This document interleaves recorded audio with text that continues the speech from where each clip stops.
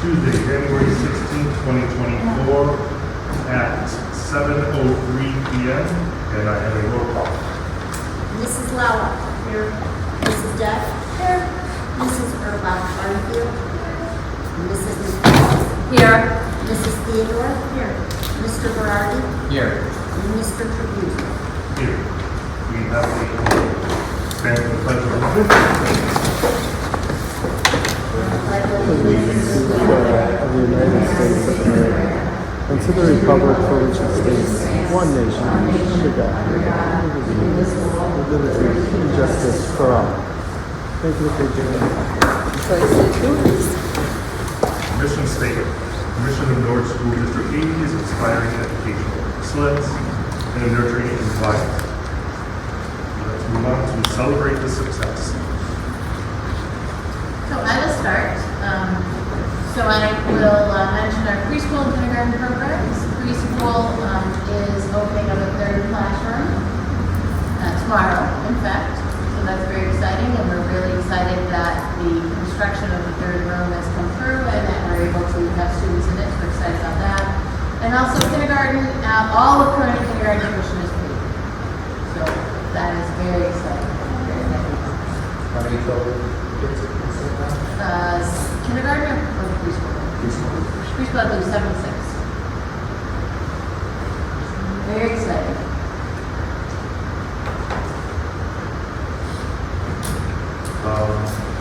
I'll go ahead and share with our Spec Data Days, where we review all of our collection of the individual goals for our students with IEPs. We had about approximately 157 students who we had gone through each of their goals. There may be more than one goal. In fact, many of them are more than one goal.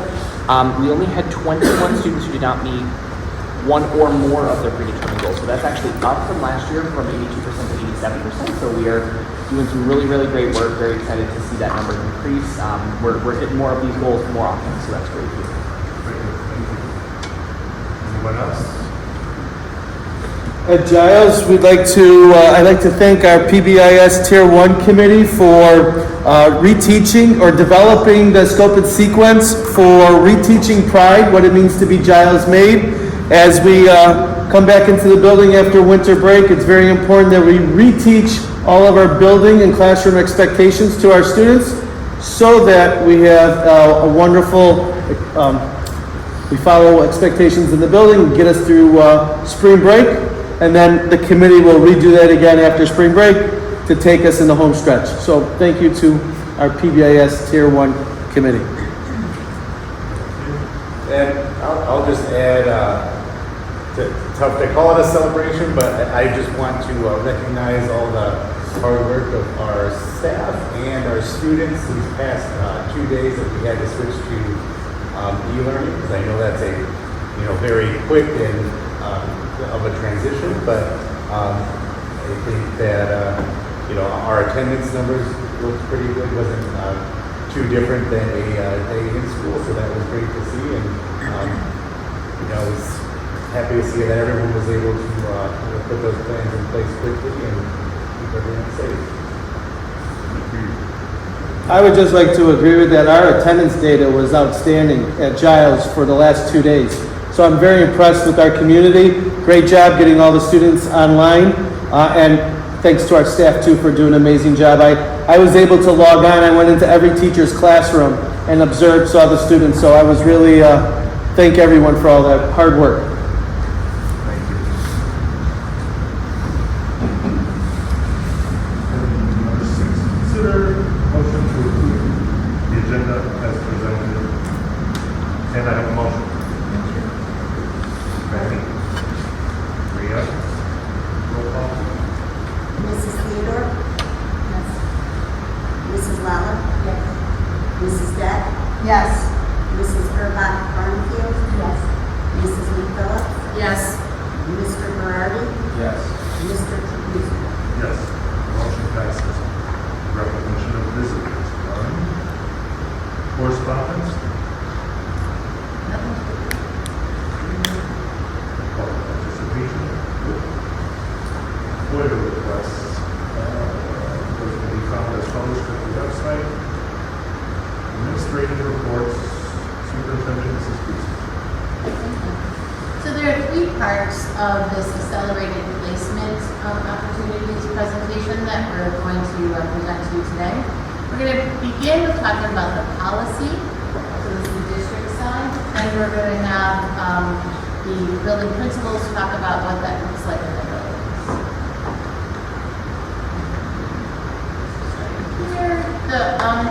So this is policy 6:135, and it was about 4 years ago when we adopted a policy through the state of Illinois to specifically state what accelerated placement looks like in the district. The goal of this specific policy was to provide educational opportunities for our students to maximize our students' potential. The different options that are looked at and mentioned in the policy, but are not limited to, but are early entrance to kindergarten or early entrance to first grade.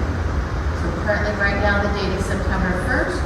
So for example, if a student had a birthday that was mid-September, and they wanted to go into first grade, we would go through this accelerated placement program. There's also accelerating a student in a single subject, which we'll talk more about today, and then full grade acceleration, like in kindergarten, first grade, or even a student that is a first grade student moving up to skipping second grade or third grade. In the process, the superintendent shall implement a process that is fair and equitable, that has multiple individuals involved, so this is not just one person looking at something and deciding. Having a process that includes feedback to parents, and then using a valid and reliable indicator. We'll now look at Lee School specifically. Dr. Raviola will talk about this policy for Lee School. Yeah, so here at Lee, we primarily have two options for early entry into kindergarten and also for first grade. And looking at that, we have two components to a accelerated placement evaluation. The first piece is assessment, and the second piece is observation. We'll talk a little bit more on the next slide about those types of assessments. So for early entry into kindergarten, we look at a few different types of assessment. One, there's the Bracken School Readiness, which measures a child's knowledge in areas that are fundamental in a school setting. We'll also have letter names, letter sounds, making sure that students are, actually at a entry to kindergarten level with knowing those sounds. So we would look at norms for the beginning of kindergarten to assess that student. We look at number identification, being able to recognize and name numbers, and decomposing numbers, understand how those break down into small units. And then there's drawing a picture and some fine motor practice. Now for first grade, we do some of those same things with number identification, decomposing, and drawing a picture, fine motor piece. But there's also some reading fluency. So being able to see if a student's able to read at a certain speed and accuracy and with expression. And also their comprehension, that they're able to actually comprehend and understand what it is that they've read. And like I mentioned, what we look for is to see that students are doing so at that grade level that they're trying to obtain that early entrance to. So that's the assessment piece. Now on the other side, we also want to observe students in a classroom. So we have them come in, we have our school psychologist is typically the one who conducts these evaluations. And she would go in and observe the student in the classroom. And there's a checklist of things to see if they are developmentally appropriate and we're not developmentally appropriate.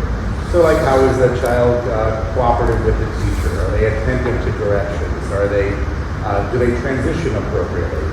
Are they able to separate from a parent, when that observation is starting, or is there some of that kind of attachment that's kind of hard to break? And also emotional regulation and cooperation with peers, being able to take turns and share, all things that are things that we would look for to be developmentally appropriate in the kindergarten setting, especially for a student who may be a little bit younger and wanting to gain that early entry. So those are those two areas that we look at, and then kind of put those together to see if a student may or may not be eligible for acceleration. Now looking back, there's some historical data that's shared here. So back in the entry to the 1920 school year, we had 0 requests for a kindergarten evaluation. Therefore, 0 students were found eligible for that. And we had 3 requests for first grade, but of those 3, none of those students were eligible for acceleration. Looking at the 2020 to 2021 school year entry, there were 7 requests that came through. 2 students were actually found eligible for acceleration. And I just noted that 1 parent had actually canceled the appointment. So that means that there were 4 other students that went through that evaluation process but were not eligible for acceleration. And then we had 2 requests for first grade and 0 that were eligible for that first grade entry. Going to 21-22, there were 2 requests. 1 student was found eligible. No requests for first grade. 22-23 entry, there were 3 requests, 1 cancellation, and so no students were found eligible for kindergarten. And then 3 students, none that were found eligible, but 1 that we didn't have residency information for, so that didn't actually go to an evaluation. And then for this school year, there were 4 requests. 1 canceled the appointment, but the other 3 were also not found eligible for acceleration. And then there were no requests for first grade. So just wanted to provide some of the evaluation requests and results, just so you can kind of get a feel for the number of requests that we've had coming in over the past few years. And there are some students that do meet that criteria, and there's also students that do not. So kind of putting this together and summarizing that parents can request an evaluation for early entry into kindergarten or first grade. Our school psychologist will then conduct an evaluation, which includes some academic assessments and classroom observation. But we really only accelerate students who we feel will be successful, both academically and social-emotional behaviorally, in that accelerated grade level, based on those assessments and observation results. And historically, we found that there are a few students who meet this criteria, but a larger number of students that may not necessarily meet that criteria at this time.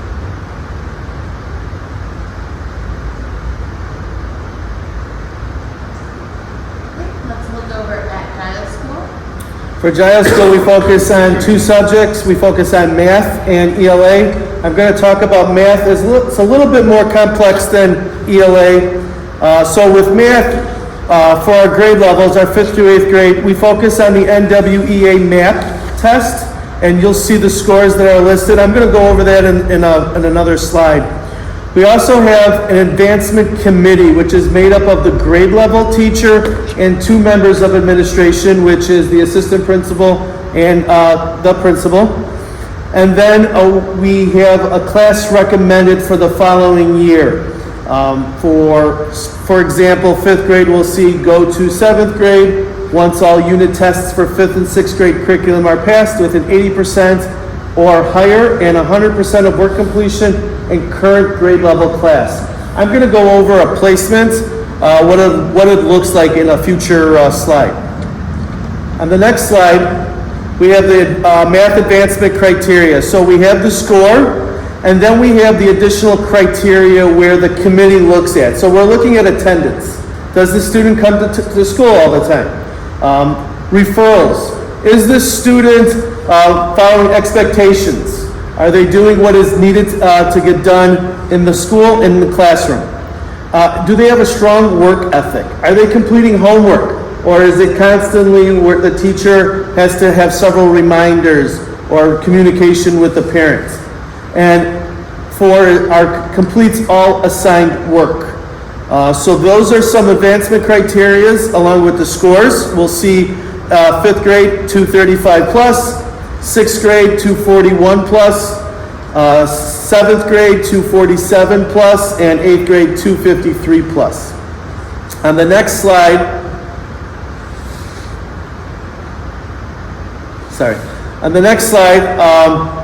we have so in 5th grade, once all unit tests, as I said, for current grade level and promotion grade level curriculum are passed with 80% or higher and have 100% of work completion in current grade level class. So after we collect the data from winter, the grade level teacher, the administration come together, we review the data, and then there's a recommendation. Then what we do is a parent meeting takes place.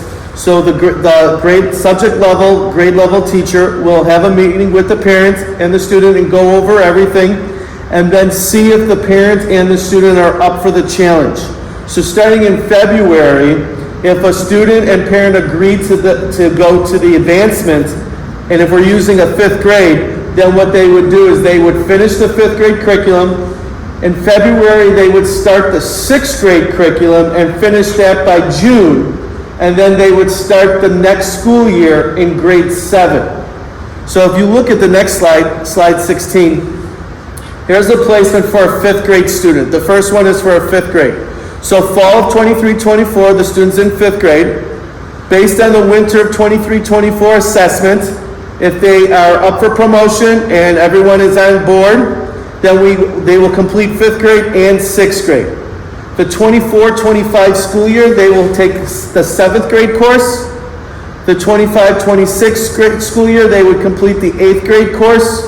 And then their 8th grade year, the 26-27, they would attend Ridgewood High School and take a math course at Ridgewood High School. Now, the next scenario for the placement track is where we have what we commonly will call a double bump, double promotion.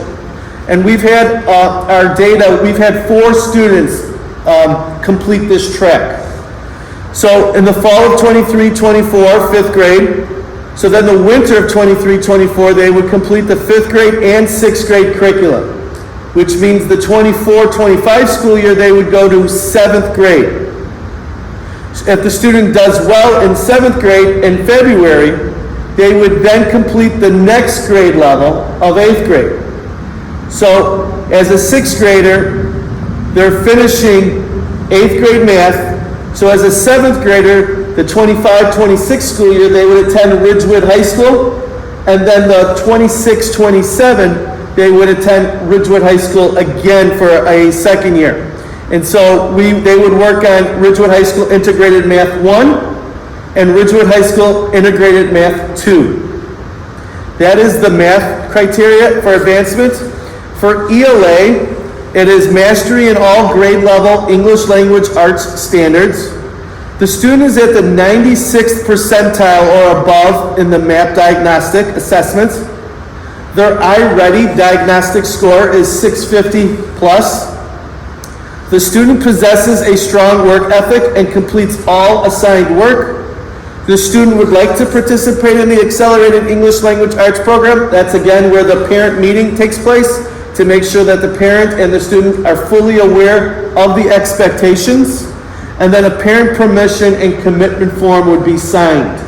And then the process would begin. So that starts in the month of February here at Giles School. So on the next slide, in summary, we would be reviewing district assessment data from MAP for both ELA and math, the subject level teacher input based on expectations, the teacher and the parent meeting discussion would be the next steps for current grade level completion, and an action plan to complete the next grade level's work. We would be in collaboration with Ridgewood High School to ensure a smooth transition from the middle school curriculum to the high school curriculum. They would be duly enrolled in both schools. they would be issued an iPad at Ridgewood High School. Finally, collaboration with Ridgewood High School to develop a schedule for students that work in both schools. So those students that would attend Giles, typically in the morning, based on our current schedule, there would be a time where they would leave and go to Ridgewood High School to complete either that math or that ELA course. And then if they're based on their schedule, sometimes we have to put that student in an independent study because we have like 20 minutes where they need to be supervised. So then we would put them in, for example, a math class where the math teacher, they would be in the math room. They can complete their math high school work in there, and they would work with our math teacher who's also trained on the math curriculum at Ridgewood High School. Due to issues, if there's an issue where a student can't physically go to Ridgewood High School, our math teacher is trained on the Ridgewood High School network, has the high school certification, and can teach the high school course, but in our building. So those are options that we have used in the past as well. And that concludes my report. If you have any questions, please let me know.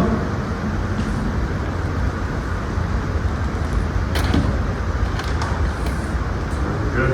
I'm not actually So, I have a question. So what happens in either event? What happens if all of those signatures get obtained and the student starts the process and then says, yeah, I can't do this? What happens? So then what we do, this happened once in my tenure as administrator in the district, then I meet with the parent, the teacher, and the student. And we come together, we see what's going on. Maybe it's just we need to give them a little confidence booster. And that's, in my situation, that's what was needed, that confidence booster. And then the student was very successful. Okay. Thank you. I'm not asking the board to take any action on this, just educating everyone on what the accelerated placement courses that are available. That concludes our presentation. Administrative reports. Yes, I do have one thing tonight. It actually just came to my attention today, just realized that the election day in March, which is March 19th, is taking place here at Lee, and that is the third Tuesday of the month in March. So we need to make a decision on if we want to move the board meeting to Giles, because there really isn't another space at Lee that would be adequate for a board meeting. At that point, I don't think. If the new area conference room were open, that would be possible, but I don't know if that will be at this point. Or we can just move over to Giles, and we can have a meeting in the Learning Center at Giles, take advantage of being in that building. Or we can look at a different date for the board. We don't have to make a decision tonight. We can decide that next board meeting, but it's something we need to talk about. Anybody have an issue with moving it to Giles? I was going to save it for board comments, but it has to do with meetings. I have a quick question. I know we established the third Tuesday of every month as a meeting. Historically, has that ever changed because of schedule? And if so, what needs to take place in doing so? The reason why I ask is, you'll have jobs outside this, and my schedule came out in January I know I'm traveling. It's unfortunate, but February, on a board meeting, and as well as March. So that's 2 meetings out of the year that I know, unfortunately, I can't miss. I'm gonna have to miss because of work. And I know things come on the fly where it's a week before, it's not going to, but if we know, for instance, in March, what needs to take place if we say, hey, is it an option to change the day of the meeting? And what needs to take place? Sure. So when we began this board, as it sits for 2 years, we passed the schedule for the 2 years. That being said, the board can change a date whenever the board wants to change a date. It's good to have some notice You know, Right. you wouldn't really want to be like, oh, this month we might do this day, this month we might do this day. But certainly if you wanted to look at changing February, changing March, or if we wanted to look at an entirely different schedule, like let's say we did the second Tuesday, or, you know, something like that. That's all doable. It's really at the board's discretion on when they want. I would have to let IASD know, but that should be important. Change the website, you know, but the board can decide when they would like to.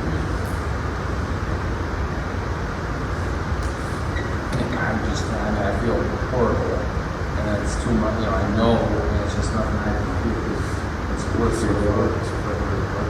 Yeah, and I understand, like, sometimes like 2 weeks in advance or a week in advance, or it's a last minute work thing that I have to go and travel for, but I know these are on this calendar already. But I'm not saying to change anything for me, but for anybody as we go forward, we know in a month in advance for so many, you know, I'm open to considering changing the day if they have ample amount of time. I'm okay with it, because I think with all of us here, I think if we work well together, that decisions can be made. But I don't want anyone to change it for me, but just something to be out there to think about if it does come to it, if that's an option. One of the things that we say,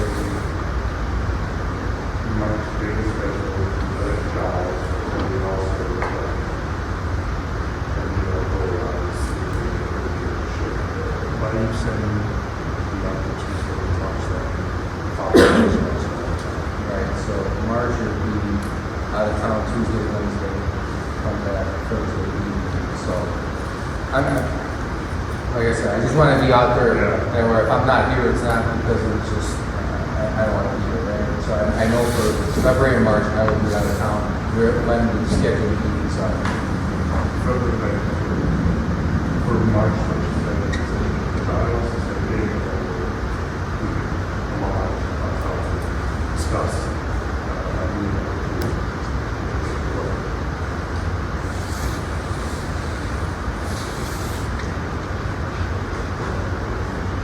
That was a meeting you had with Correct. special education, Mr. Masters. Yeah, so we have a couple of just reports on some goings on where one of the bigger ones is that we have our 8th grade transition meetings underway. If you recall from last year, this is kind of our annual occurrence where we are by law required to meet about students who are 14 and a half years of age, where we talk specifically about what are they planning to do post high school. That does involve a lot of Ridgewood, considering most of that planning will occur in that space with them kind of going into their freshman year. They actually plan out all 4 years of their grades. So what kind of classes are you taking? What are you hoping to achieve post-secondarily in terms of schooling, in terms of jobs? So we actually have already started that planning process with the students. We have sought their input, and we also seek out some of the input of the parents as well. So that's been a really fun process. It's ongoing. It's exciting for all of our students as they kind of cross that bridge over to the high school realm. Our special education committee has continued to work on a lot of different projects. One of the more recent ones is we have been focusing on trying to expedite a page where we can track more easily our translation requests. New law that was passed is saying that we have to make sure that we track all language requests.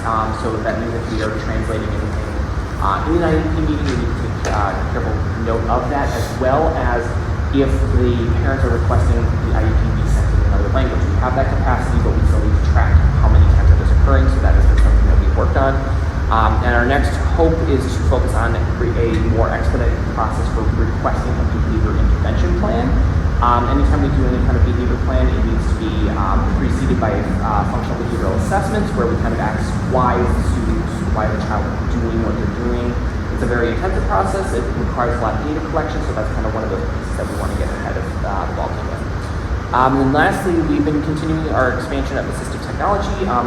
I've met with most of the case managers, if not all of them, to help our students who need web-embedded technology to help read pieces from the website or anything that they type. It's just another accessibility tool that kind of allows them to have a little bit more of an equal playing field.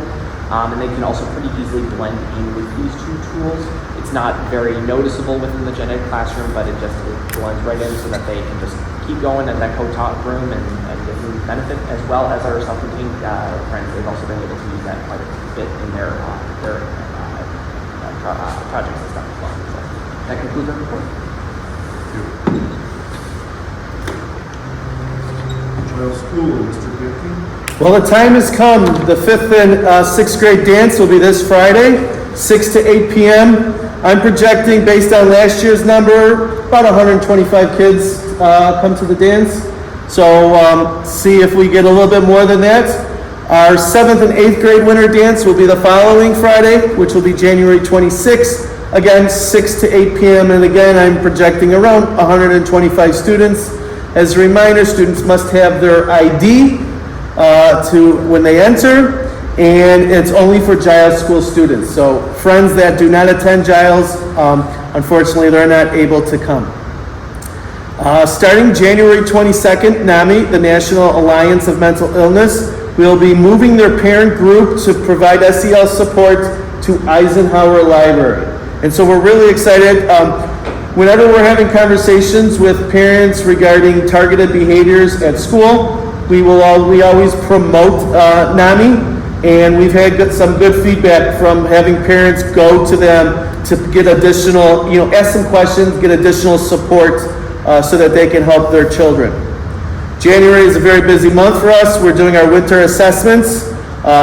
They're doing a great job. We're telling everyone, make sure you take your time, do your very best. This determines a lot of data going forward. We take this data and determines a lot of things that we put in place. Also for our 8th graders, it determines their high school schedule. I've had an update from our ELA teacher because they've taken ELA so far. They're taking their time, they're doing their best, and the scores are really coming out really well. So we're excited about that. We know when the students take things seriously that they do well. They can do it. They just have to have that confidence, and so keep up the great work. Giles Spelling Bee will take place on Tuesday, February 6th at 9 a.m. I've put the information in the District 80 public calendar. For parents that would like to observe it, it will be virtual, so the parent can click on the link and then join virtually to watch the Spelling Bee take place.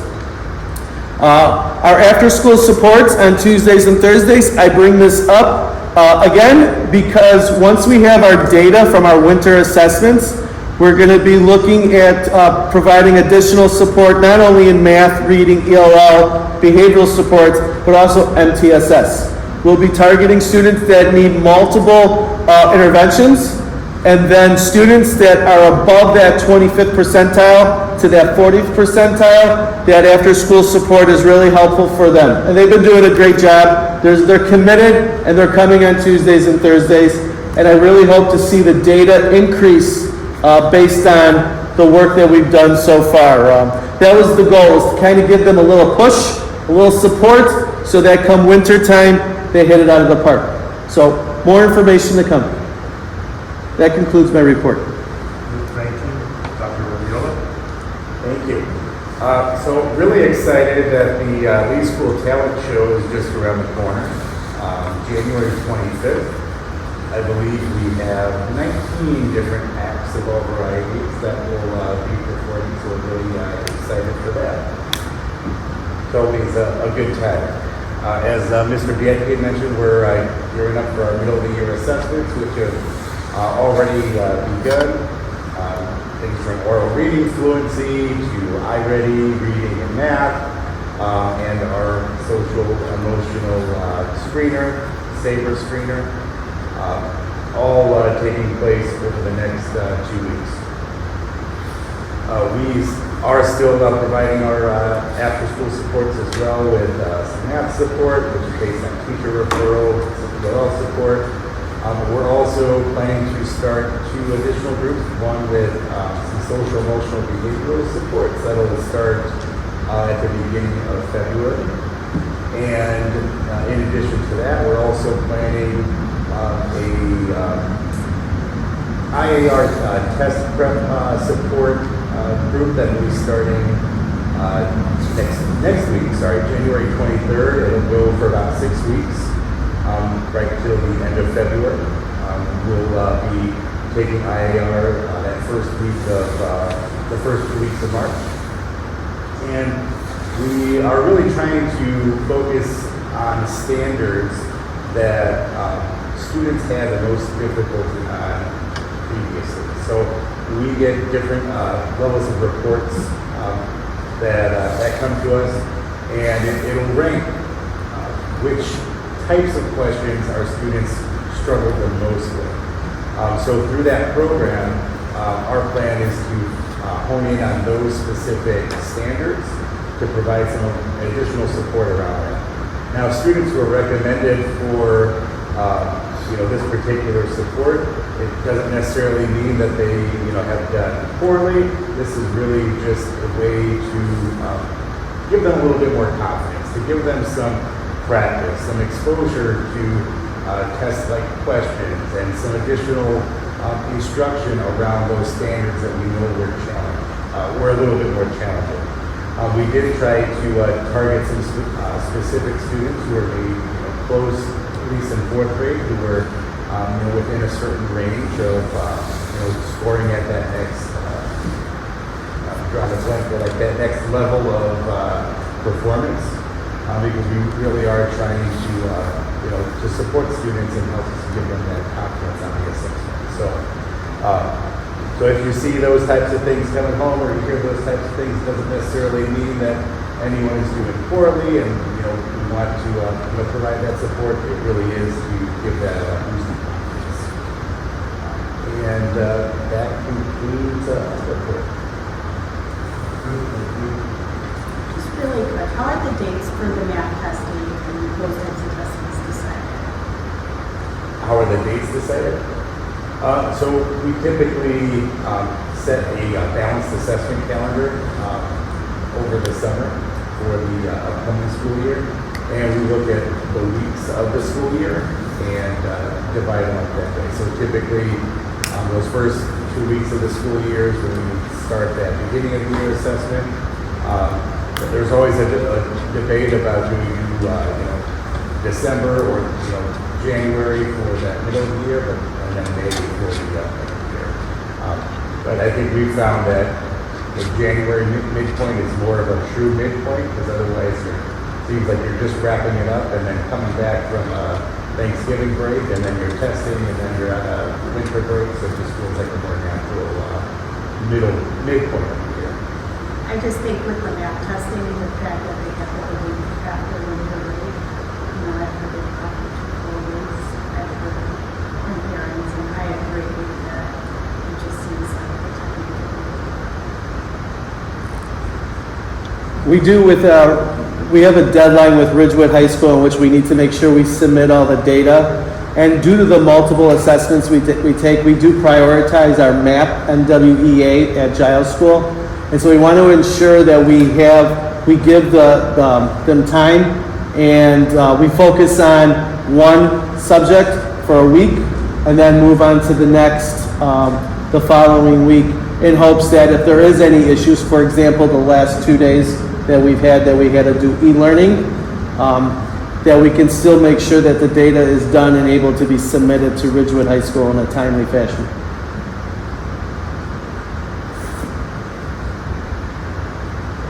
Does that answer? It does.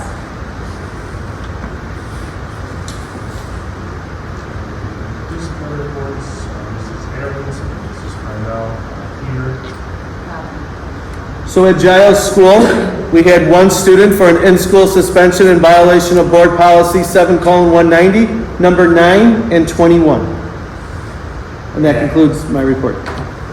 And at Lee School, we had 2 in-school suspensions in violation of 7:199.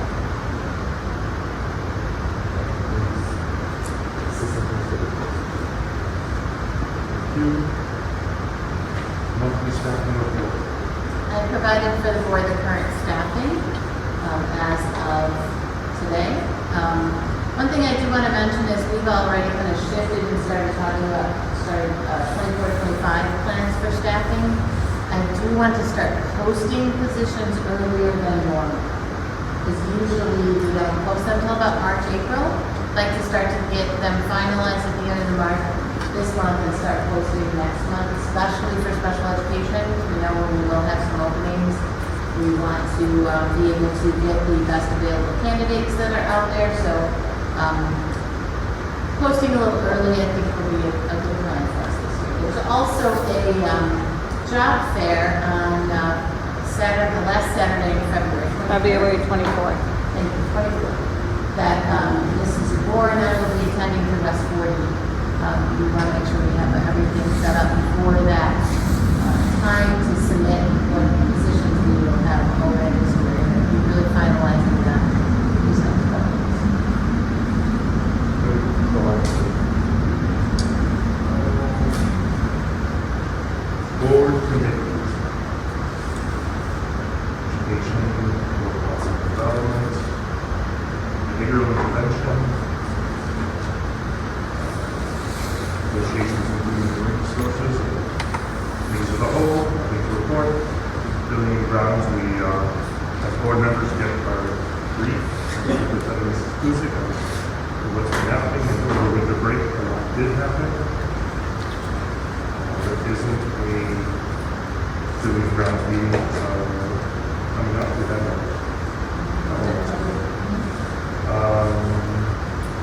Finance,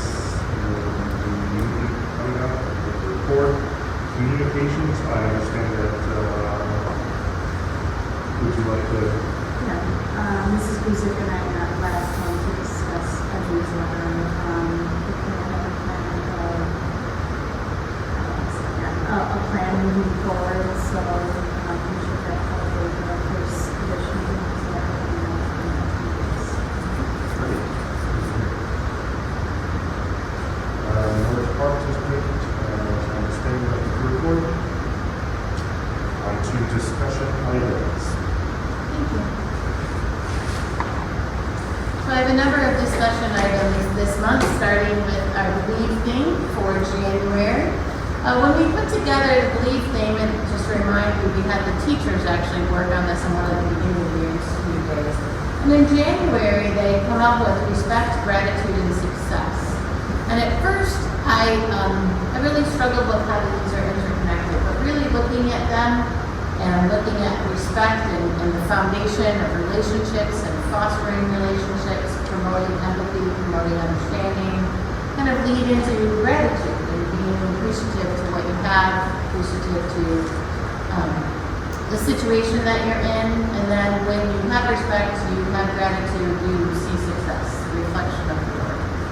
So in the month of January, we'll be focusing on respect, gratitude, and success here in District 80. Moving on to one of our action items today is actually approving the proposed preschool and kindergarten fees for 24-25. This may feel early, but we would like to start registration in February for kindergarten and preschool.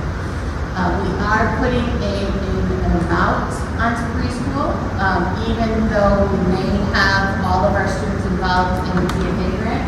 However, frankly, there are some parents that don't want to come to screening, don't want to deal with it, just want to pay tuition.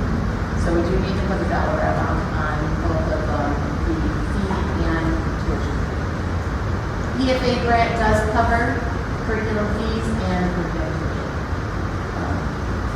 Right now, we did, if you recall, took a $200 increase this year from $2,600 to $2,800 on fees, on tuition for preschool and kindergarten. I am suggesting we keep them where they are. So that would be $2,660 if paid before August 1st, and $2,800 if paid after August 1st. And then for the curriculum fees, I'm also recommending we stay at the $170, which would be $161 if paid before August 1st. We have seen a lot of success with the early payment. So I'd like to continue that next year. And this is an action item on today's agenda. Any questions regarding kindergarten and preschool? As I mentioned, we have collected, because we do currently have board policy that states all preschool kindergarten fees must be paid by December 31st. Preschool, I didn't mention that because all of our students are covered under the grant at this point. We are returning $31,000 at the end of this month in preschool fees and tuition that people have previously paid out. I am showing you for the first time tonight the proposed curriculum fees for 24-25 for first grade through 8th grade. The principals and assistant principals have been working on looking at the curriculum. We're not bringing you any new curriculum for this year, for next year, to look at. So we're holding our current curriculum to where we are. I am recommending $250, actually from first grade all the way through 8th grade on fees, which would be $237 if paid by August 1st of 2024. The band fee, go back to first through 8th grade. That's about a $5, $10 increase on some grades.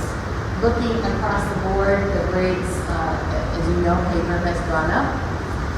The cost of all the curriculum has gone up, but I am confident the $250 will cover what we need with the fees.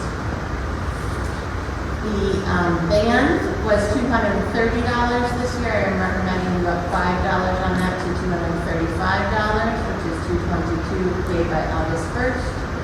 And then there's a price for athletics and speech. So students who are between 3 and 5 that are not part of our kindergarten program, preschool program, may elect to receive speech if they qualify, but not come in for preschool. So there is a dollar amount on that. I am recommending those two amounts to stay the same. So $145 for athletics and $90 for what we call speech only. If a student is receiving speech in the 3 to 5 year age range in our program, then we don't charge them. That's just for we call walk-ins. We're not taking action on these items tonight. This is the first time I'm reviewing it for you. So if you have future questions or any other questions now, we have time to discuss it before next month. We don't start new returning registration and new registration until the March.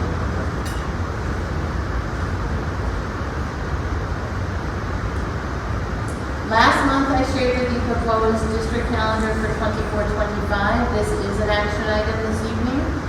I am asking you to pass and take action on the 24-25 Illinois State Board of Education calendar. A couple of highlights. That calendar has a first attendance day for students on August 21st, pretty much in line with what we did this year. The last day of attendance, and I know this sounds weird, but you have to put it in the calendar as June 12th, because you have to build in 5 snow days. So if no snow days, that would be June 5th of 2025. Student attendance days are 176 days, which is required by the state of Illinois. Teacher attendance days are 180 days, which is required by the collective bargaining agreement. It is aligned with Ridgewood High School for winter break, which is December 27th through January 7th, and then spring break, which is a little bit later. Ridgewood went a little later with their spring break this year, but typically it's the last week of March. They went March 31st through April 4th. And they had more for them to do with their assessment schedule. So it is aligned with, correct. Yeah, they went a little later than we were. Typically we both do the last week of March. Next month, I will bring you the proposed preschool calendar. The preschool calendar is a little different.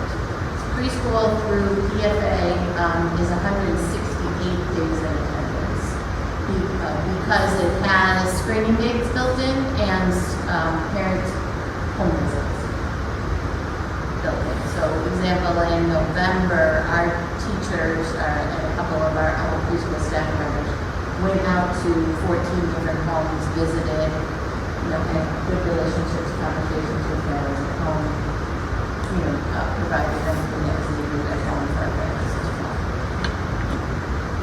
So we will, I have not worked with the preschool team on the details of it yet. We certainly learned a lot about it. So we will be moving things around a little bit compared to what we did this year.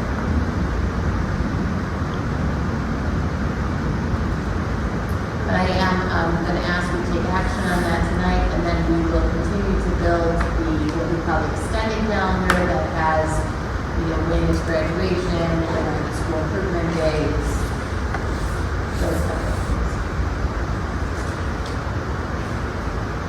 Any questions? Kind of timely that we had the e-learning plan on the schedule today, after we just come off of 2 days of e-learning in the district. But I did want to explain a little bit about the e-learning plan. So Public Law 100-0465 actually allowed for flexible learning environments due to weather. So it isn't a virtual or a remote learning. It actually is just e-learning due to weather situations. You can also use an e-learning day for any kind of emergency in your building. Let's say you lose power, you don't have plumbing, you can use e-learning for that as well, which is not necessarily connected to the weather. In that environment, it says that you have to have some schedules that are created, which we do. The schedules have to have 5-hour day for the students. The learning can be synchronous or asynchronous. For example, at Giles, the one class that the 5th and 6th graders have, which is their SCL Foundations. SCL Foundations, was done where the students just had activities to do. And actually, Mr. Biecki looked into it, and they were all turning in their assignments, which was wonderful. And lunch, for example, that is well. And the last part of our e-learning plan is that every 3 years, we have to do an e-learning plan renewal. This previous board to this board actually approved the e-learning plan last year. So we are in year 2 of our plan, the 23-24 school year, which will run through 24-25. Then in 24-25, we will do a renewal 3 years for the next 3 years. That's the plan for the board. As Mr. Bianchi mentioned earlier, our attendance, actually, that was really great. 71 kids today at Lee, 34. at It is a little more challenging at Lee. Be online where students at Giles will be running late. But I think 34 at Giles is less than an average day, but then it's a Giles, right, absences. So not asking for any action on this tonight, just wanted to educate everyone on what the e-learning plan is. Do you have any questions about the e-learning plan? We approve how many days within the year? There isn't a specific amount of days that needs to be approved for that. As far as West 40 is concerned, or is concerned. We have to build 5 snow days into a calendar. Many districts were closed, either Monday or Tuesday or both.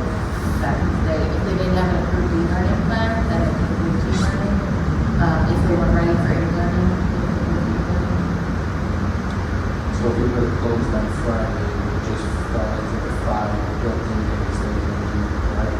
yes, but we do set up the calendar so that if the board wanted, we could take Pulaski Day and use that as an emergency day instead. We could take the day after the Easter holiday and use that instead. So we wouldn't necessarily have to use those days, but we could.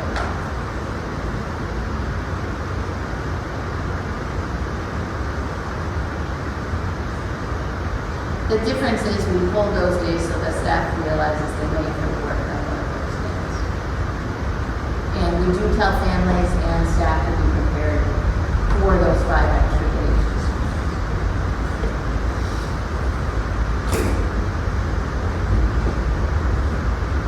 Any other questions?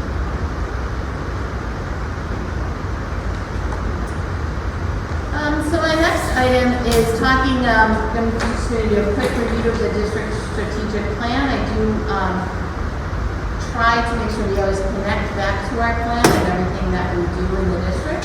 And I do want to speak specifically about the kindergarten part of the goals today.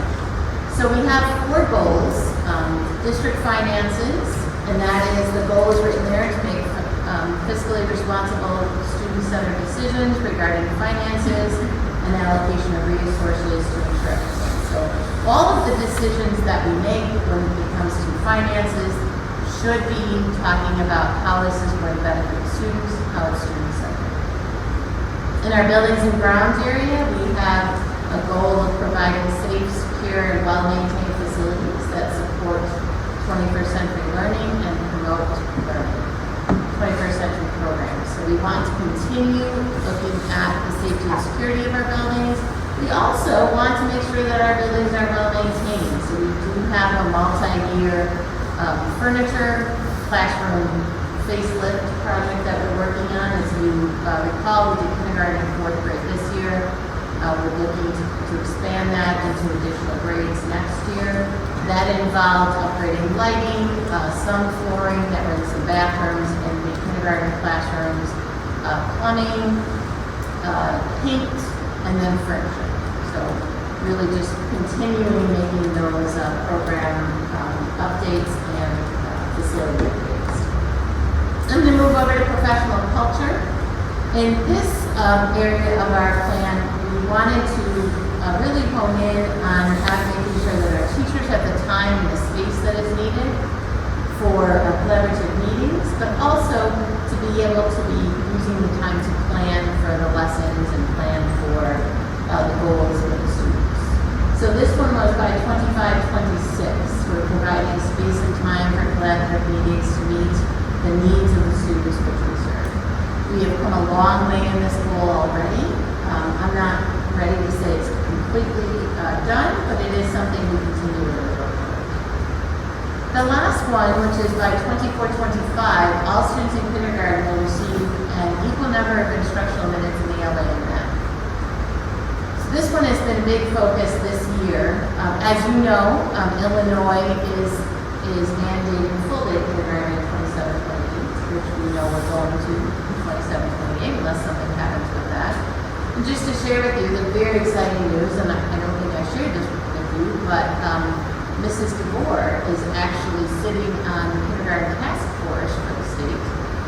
So she is meeting with all of the different individuals around the state that are studying the full-day kindergarten and looking at the limitations and, of course, all of the exciting things. So this is something she applied for and she got appointed to, and it's really exciting to be able to have our goals from Norwich on state-run committee. We're very excited about that.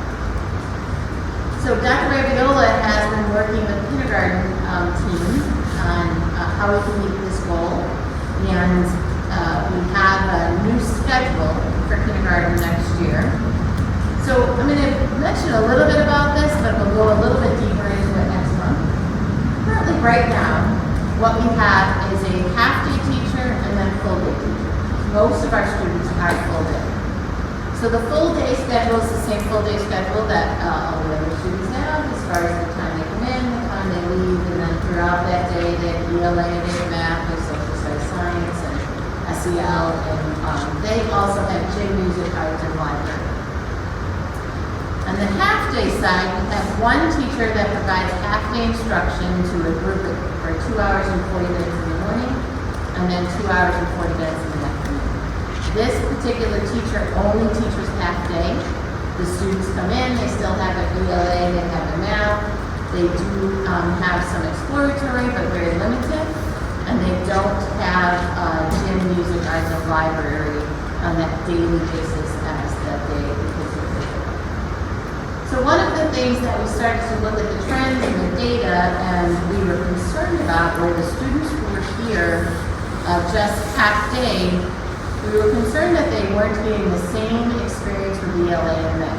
And we wanted to put a goal together that said we want to make sure that our students are half day or if they're full day, that we really help them to grow in math and ELA the same way. So Dr. Raviola and the kindergarten team are finalizing the schedule where all of the teachers will actually be full day and half day teachers. The students will actually, the half day students will be in for a longer amount of time, pretty much the whole morning right before lunch. So what would happen at lunchtime is the students who are here full day will head downstairs to the lunchroom. The students who are here half day will leave at that point. And the instructional minutes for ELA and math, which will all take place in the morning, will actually be equal for our half day and our morning students. The afternoon will still include those exploratories with gym, music, art, and media, which are all very valuable, but also be able to allow for additional time of working with individual students that still would not be in the full day, and something needs to not be in the half day. We obviously can't do everything the same between the half day and the morning. But I think it's a very nice transition, and Dr. Ravioli will be sharing more about that when we're looking at our SIP day progress report next month. So we're just excited about where we are. Do you have any questions about those 4 goals? To piggyback off of finances then, so at the end of December, we took a deep dive into all of our finances and where we are. We're about halfway through the fiscal year, so we should be about halfway on our spending. So we are excited to see that we're on target with our expenses as we planned and where we should be at this time of the year. There are some funds that, of course, that we have exhausted all of the funds at this point because that's where we should be at this point of the year. But we feel pretty strong about our expenses that we have predicted. On the revenue side, we actually, and this is not a bad problem, but we actually may need to amend the budget due to an increase in grant funding.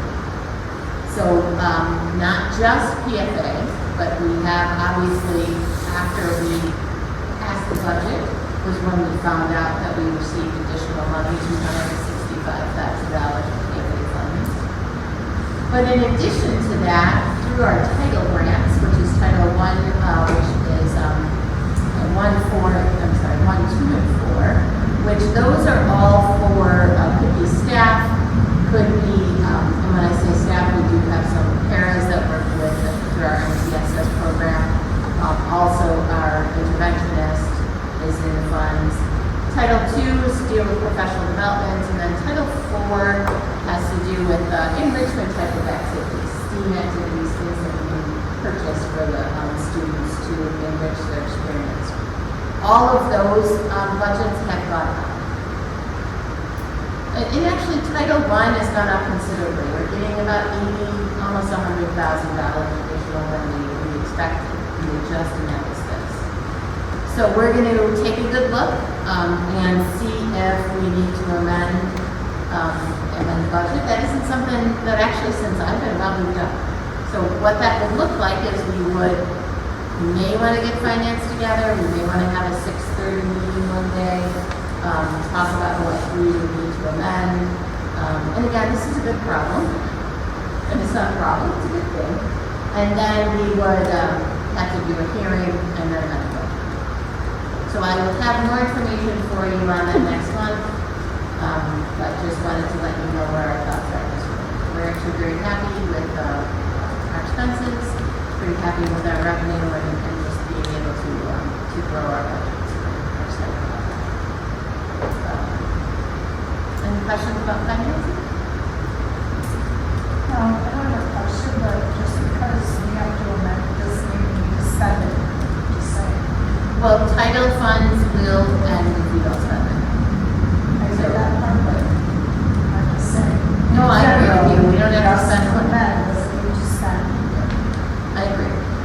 If it's just title grants, we lose them if we don't spend them. PFA, we lose them if we don't spend them. So that's the only reason we'd be looking at that one for grants, not at all for anything.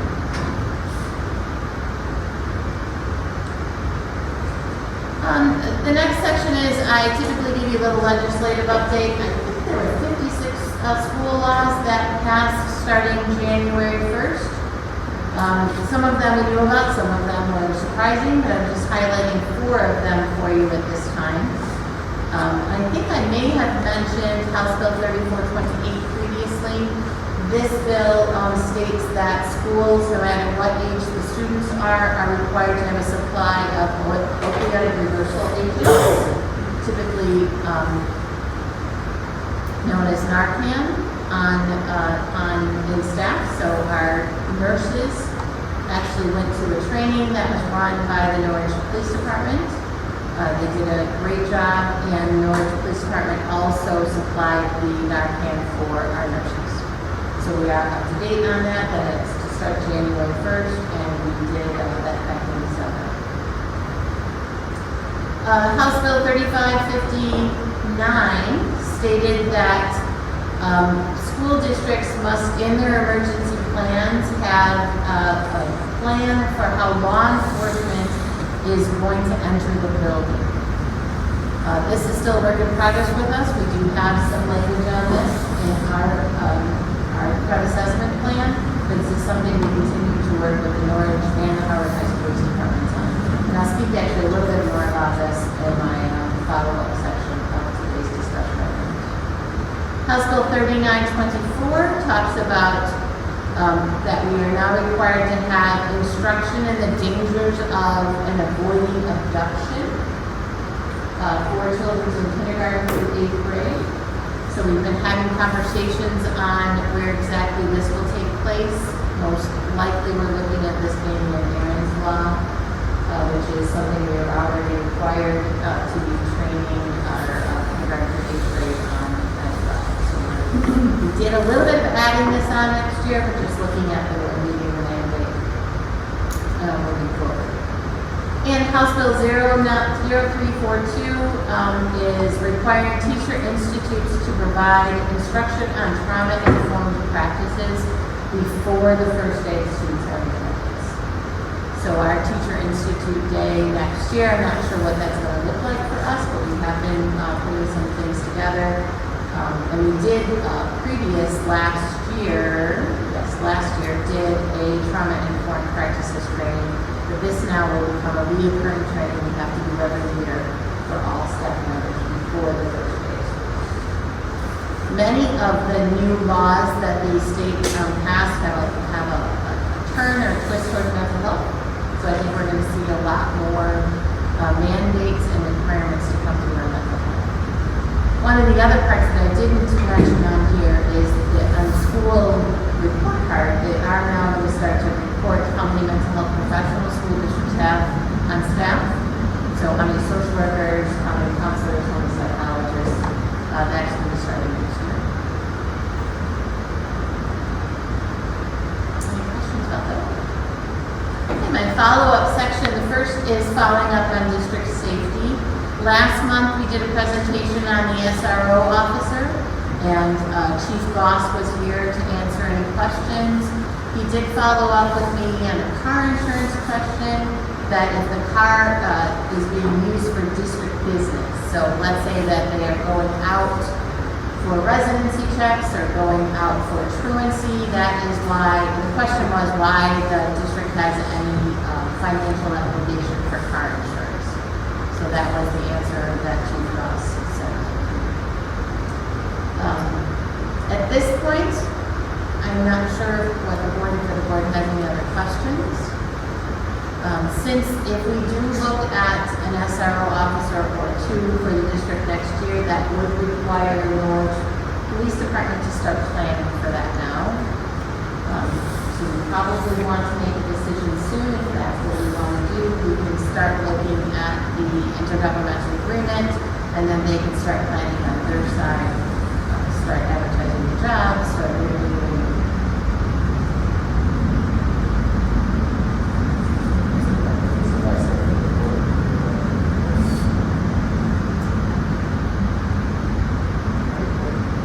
I think the next step would be that if the board would like to move forward on it, then directing you to work with the Norwich Police Department and put together a plan.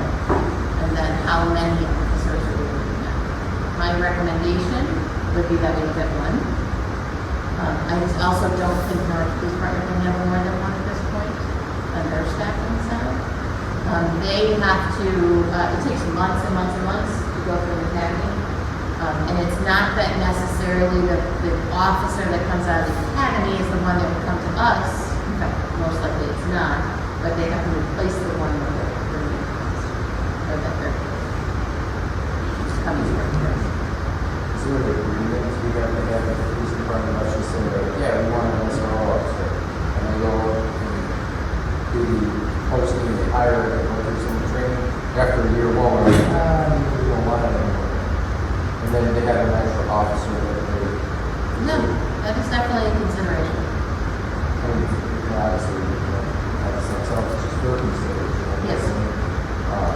It is an intergovernmental agreement, a one-year intergovernmental agreement. And my other question is for the board, I mean, what else, is there any other information that we need, right, to put it to both boards or continue the conversations? Then the board member feels that we should proceed. With one discussing police department, putting together the governmental agreement, and working on getting one signed. Is that okay with everyone?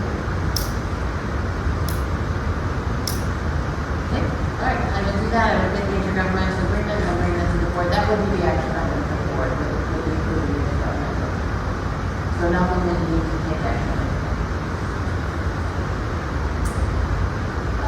When Mrs. DeMore and I attended the Triple I conference back in November, we attended a session on the school safety and violent events incident management, which is called SAVEM. You know, in education, they like to have these quick little names.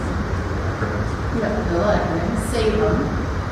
We spoke with Chief Goss about this previously, and he did look into it and attended a training on SAVEM. What SAVEM is it puts together a plan, much more detailed plan of, in the event of a violent action that happens within the district, there is the same common language between the schools that are in the area, so this would be something we would work with Noyer, and also with Schiller Park.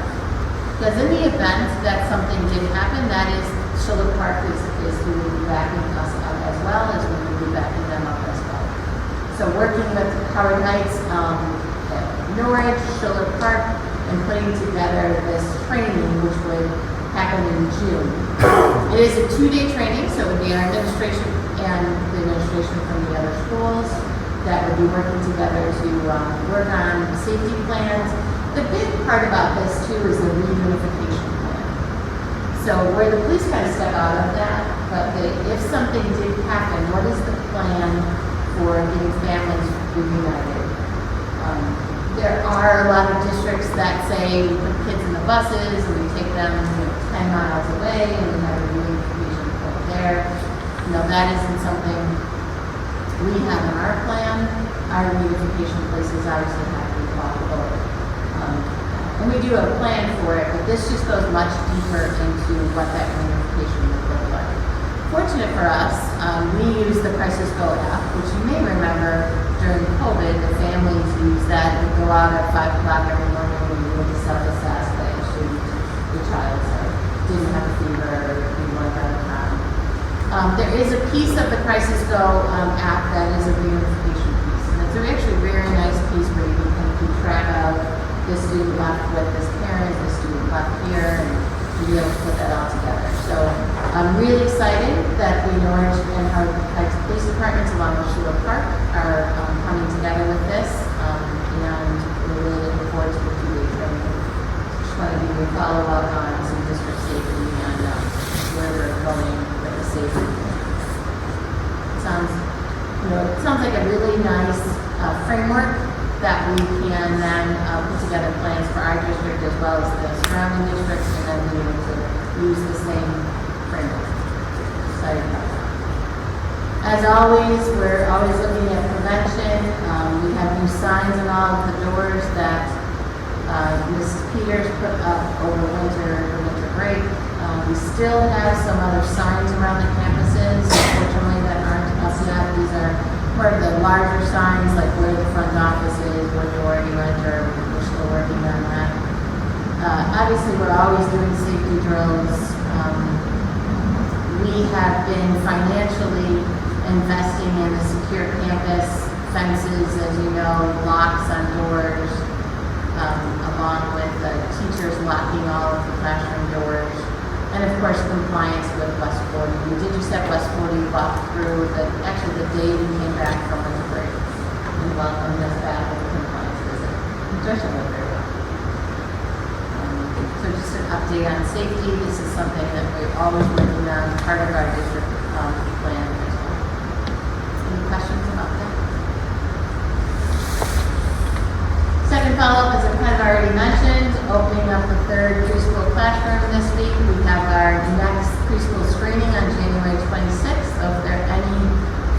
families that have a child that is 2 years, 10 months or older, that is interested in screening, come on out and let's get involved. Next week, we already do have, I think we're into the double digits now, 10, 12 kids in screening.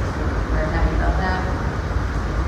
And we are starting plans for the preschool playground, which will be PFA funded, and looking at a summer project for the playground. This playground will consist of soft surface, ADA accessible. It looks like it might be a multi-year PFA grant funding for us, like we may put up 1-2 structures with the soft surface, and then maybe the next year look at some storage, and also look at some shade structure after that. That is all funded through the PFA grant. Follow up on parking at Giles. I continue having conversations with the village regarding the options. We've definitely made a lot of headway, and I'm very excited about the possibilities of what we'll be able to look at for the parking at Giles. I don't want to say much about that yet until we have finalized on their side.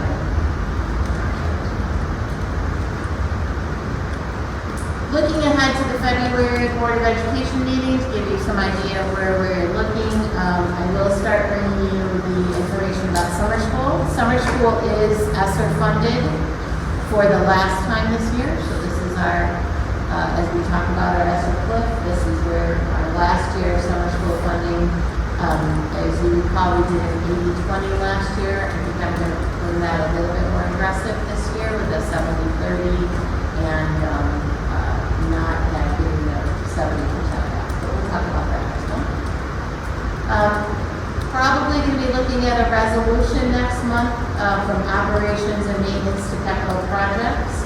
We had already budgeted for this months ago. We just haven't brought the resolution forward yet, but that would be our final resolution for the year. And this is taking money out of 20 and moving it into capital projects, which is 60.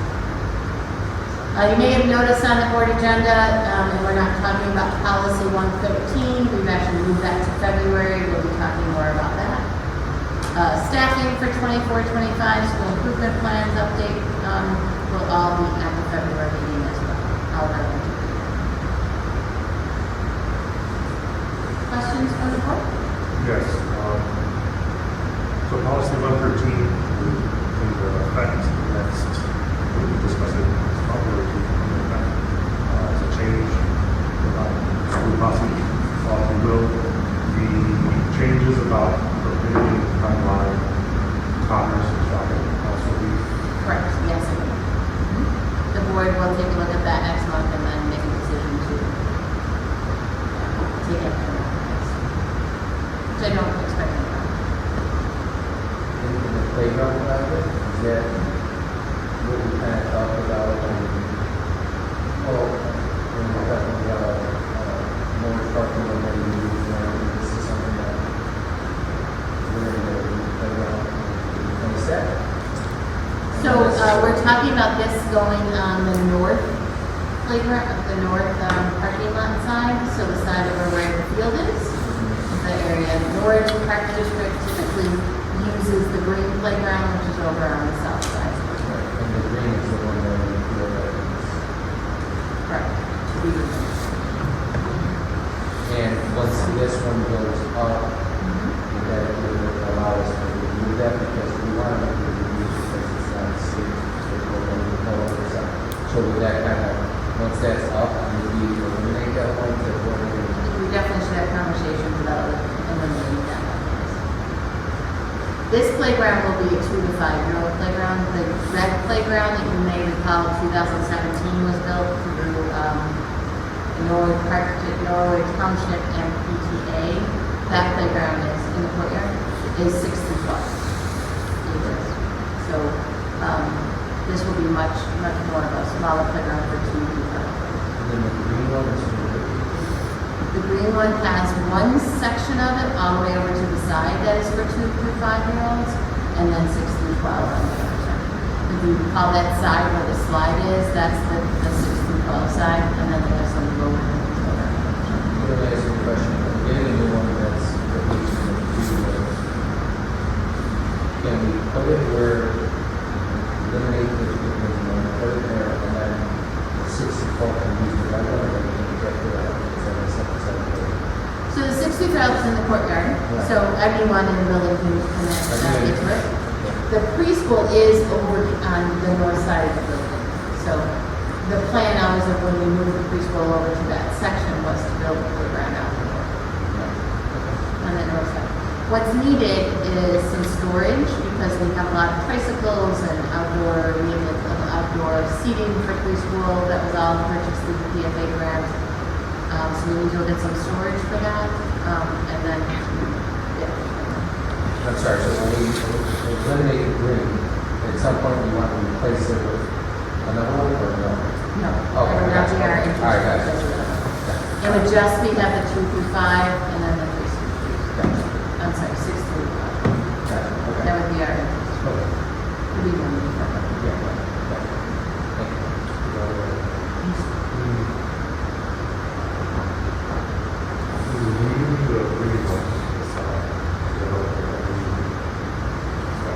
Yeah, there's a lot of people that want that spot, yes. D&G would love to build a garage there for storage stuff. We could look at staff parking. There's a lot of options. The buildings and grounds can do that, look at that and decide what we want to do there. We could look at outdoor space for outdoor classrooms. We could look at shade space for outside. There are a lot of options.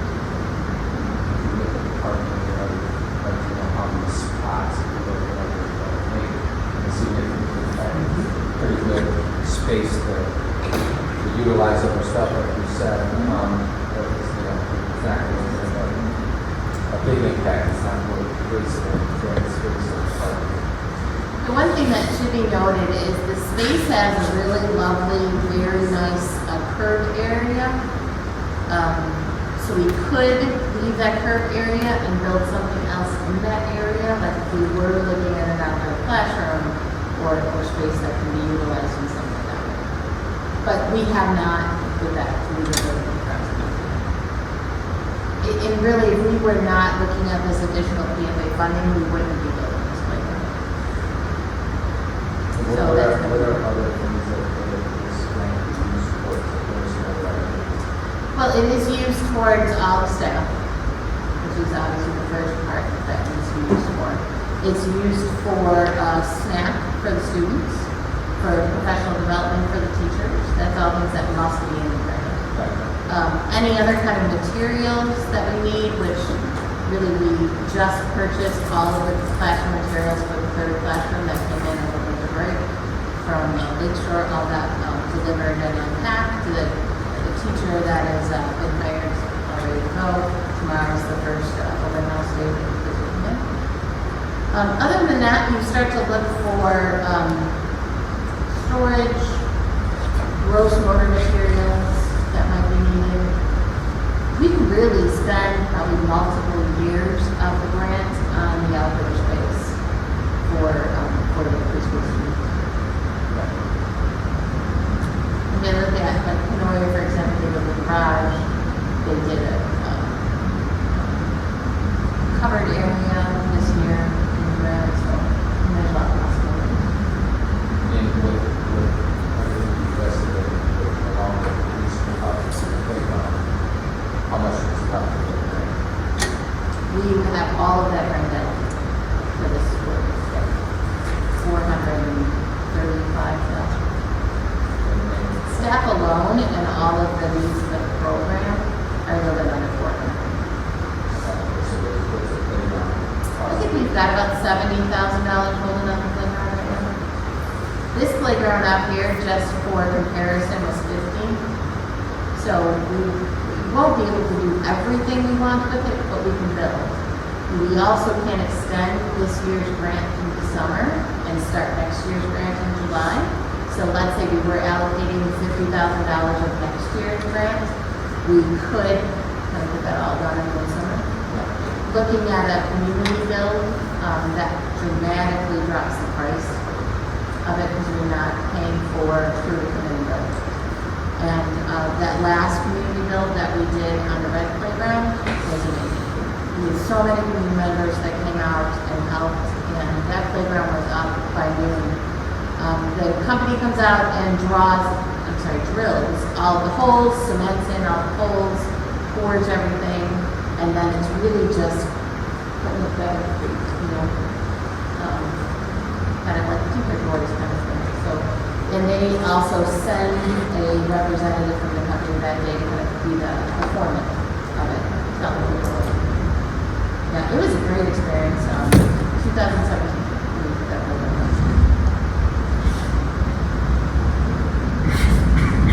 So a lot of possibilities. A playground also needs to get improved by the state of Illinois first. Makes sense. Safety and also that it is being used for the right age group. It is, since it is getting funded through grant, it needs to be used for just the preschool.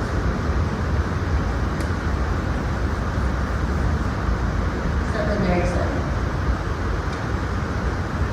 It needs, sorry, can I clarify, it needs to be used only by the preschool students or both?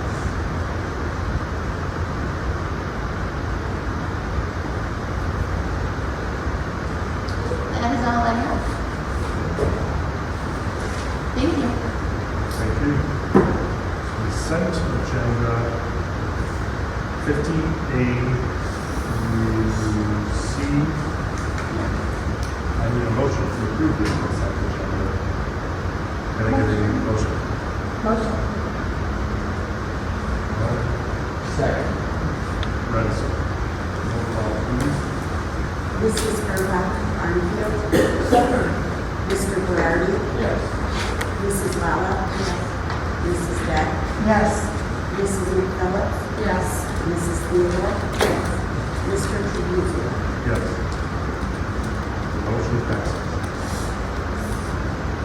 16A, action item is consider motion to approve preschool and kindergarten curriculum and tuition fees for 2024-2025.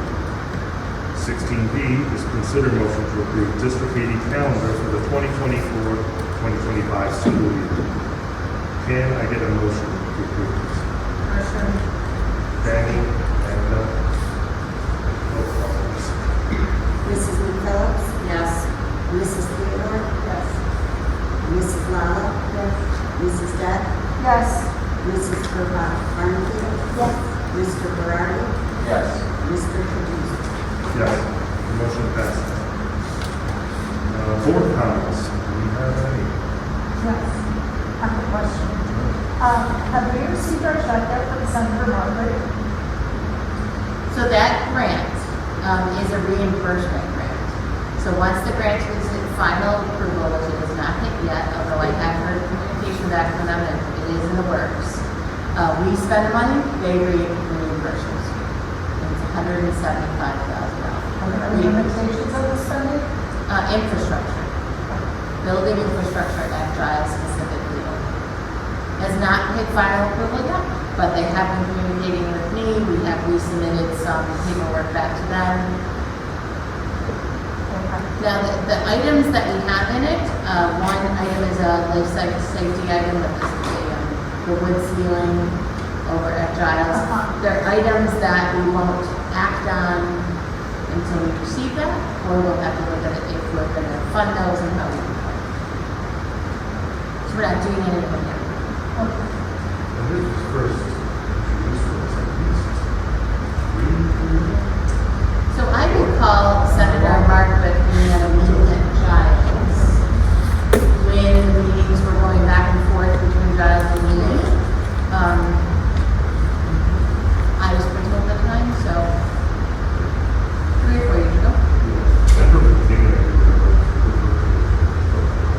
It was, and it was always specifically, if I'm remembering correctly, it was specifically earmarked to Giles for science labs, STEAM labs, originally, the infrastructure of the science STEAM.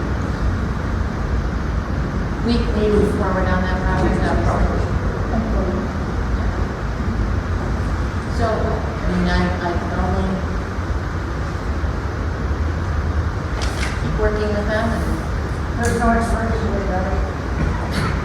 So you have a plan in case you have to vote on. Correct. Got it, thanks. They tell me once we hit final approval, then it's finally approved and it's done. We have not hit final approval. How much was it again? $175. Okay, closed session. I need a motion to adjourn the closed session to discuss employment, compensation, discipline, performance, or dismissal of specific employees, the purchase or lease of real property for the use of the public body, including meetings held for the purpose of discussing whether a particular parcel should be acquired, placement of individual students in special education. Can I get a motion? Amanda, roll call please. Mr. Berardi, Yes. Mrs. McPhillips, Yes. Mrs. Lala. Yes. Mrs. Deck, Yes. Mrs. Burbach Barnfield, Yes. Mrs. Theodore. Yes. Mr. Tribune. Yes. Motion passes. It's 8:35 now. Let's meet in Tiger Territory. Sean, Lauren, Maria, roll call please. Mrs. Burbach Barnfield, Yes. Mrs. Lala. Yes. Mrs. Deck, Yes. Mrs. McPhillips, Yes. Mrs. Theodore. Yes. Mr. Berardi, Yes. Mr. Tribune. Yes. Motion passes. 1. Personnel action items. A. Employment. Consider approval of Amy Micho, preschool teacher. 2. Consider approval of Stephen Major, district paraprofessional. B. Resignations. C.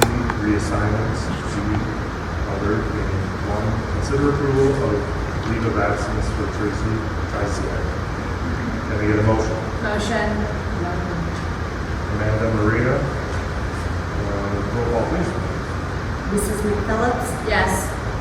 Mrs. Lala. Yes. Mrs. Deck, Yes. Mrs. Burbach Barnfield. Yes.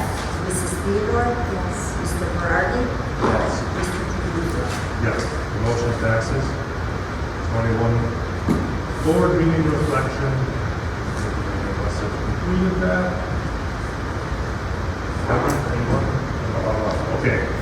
I need a motion to adjourn this meeting at 10:37. All in favor say aye. Aye. Aye. Opposed say nay.